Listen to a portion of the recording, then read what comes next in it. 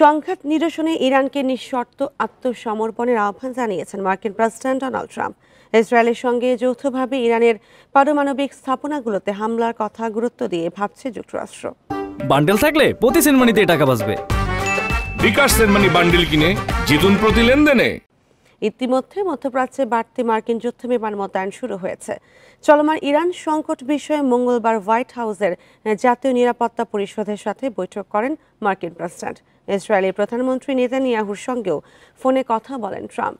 সামাজিক মাধ্যম ট্রুথ সোশ্যালে এক পোস্টে ইরানের সর্বোচ্চ নেতা আয়াতুল্লাহ আলী খামেনিকে সহজ লক্ষ্যবস্তু হিসেবে উল্লেখ করলেও তাকে এখনই হত্যা করা হবে না বলে জানান মার্কিন প্রেসিডেন্ট।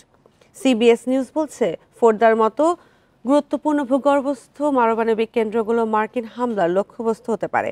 এর আগে ইরানের আকাশের পূর্ণ নিয়ন্ত্রণে যুক্তরাষ্ট্র ও ইসরায়েলের হাতে বলে দাবি করেন ট্রাম্প।